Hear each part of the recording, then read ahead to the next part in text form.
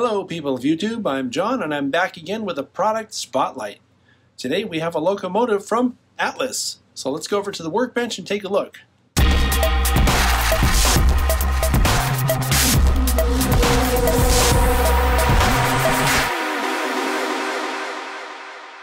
Alright, so here's what we're looking at today. This is an Atlas Master Series U23B.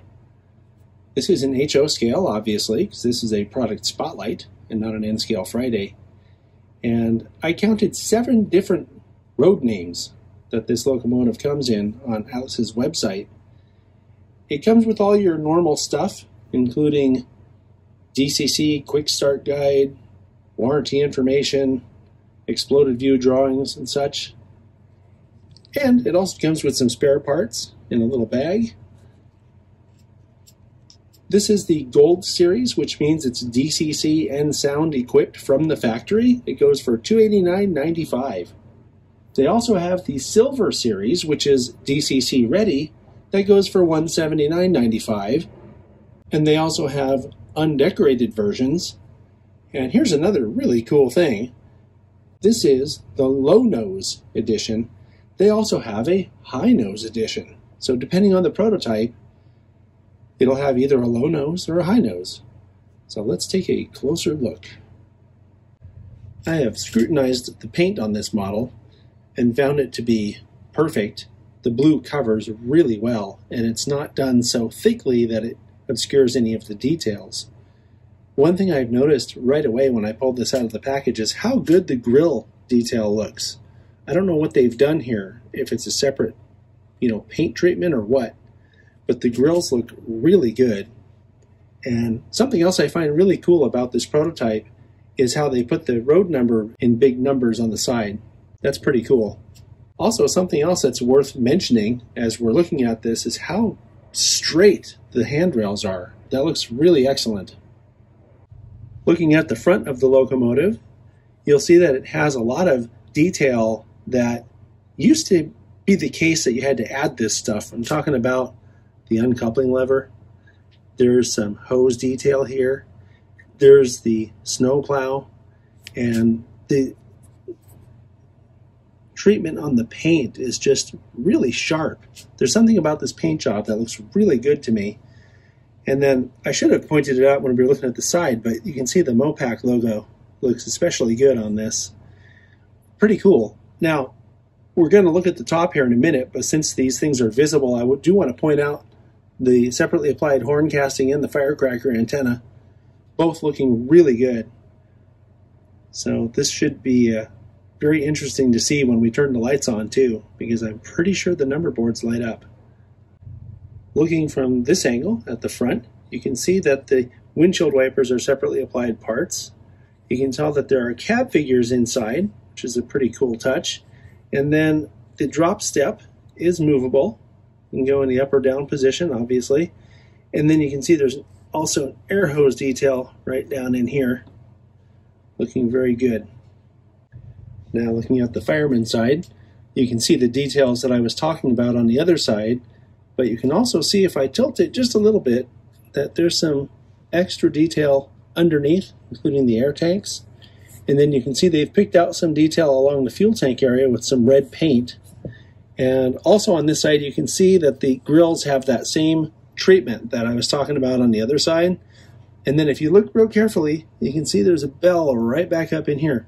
Now, I did not look for prototype pictures of 2263 from MoPac, but I'm guessing that that's probably right, because that seems like a strange place. And I'm sure that the firemen inside would have really appreciated having all that noise coming in from the bell. But also, while we're looking at this, I will point out what you can see, which is that the handrails on this also look especially good on this side. So looking at the back of the model, you can see that there's similar detail, including the cut lever and MU hose detail. Drop step is movable in the back as well, so you can run it up or down. These are separately applied wire grabs, which look especially good. It's really difficult to do spotlights on dark colored locomotives like this, but luckily we have cameras and lights that are good enough that you can see all this stuff If this were in the old days using some piece of junk VHS camera, you wouldn't even be able to see these little grabs as separately applied parts. So I'm really grateful for the technology we have these days and as far as cameras go. And then looking from this 3/4 angle, which will be the last 3/4 shot we take, you can see the air hose down here. And of course, these are Atlas Accumate knuckle couplers. So it looks really good. I don't know how easy it is to see, and I'll show you on the top here in a minute, but there's also a sand filler hatch up here that looks especially good. So let's take a look at the top. All right, so looking at the top of the model, you can see the sand filler hatch I was talking about before. There's also a separately applied grab here, and this is a molded grill, but the way they've done it, it has fairly decent depth to it. Of course, the exhaust looks like a separately applied piece that either comes up from inside or is placed in through the top. And then I mentioned before about the firecracker antenna and that 3-chime horn. All right, so you know it's always my favorite part to run the locomotive and see how it does. So let's get this thing fired up, see what it sounds like.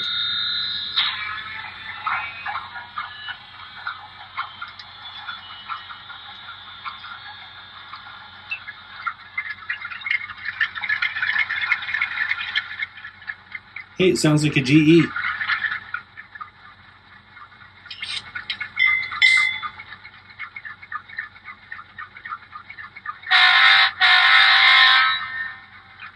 It's kind of an ugly horn, isn't it?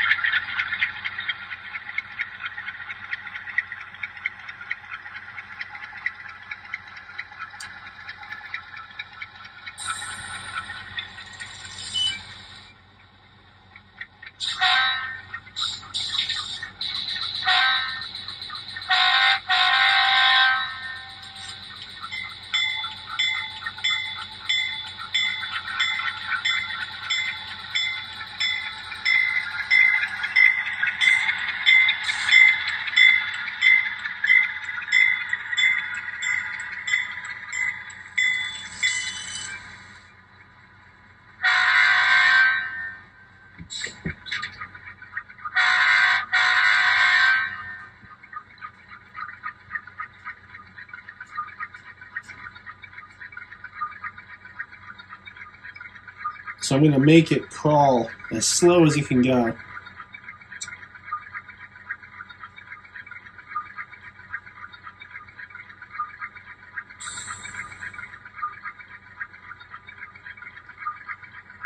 And you can see that the low speed is really good. This is a 5-pole skewed armature dual flywheel motor. That's what Atlas almost always has in their modern locomotives.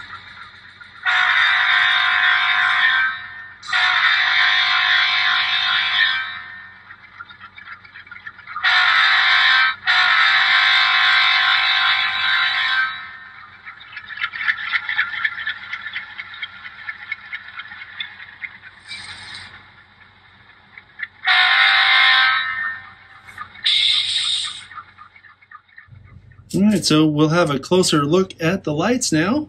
These are the front lights, obviously. And they come on with your F0 key. Looks like the number boards come on with the headlight. These are golden white LEDs. It's something that Atlas uses a lot. Looks pretty good.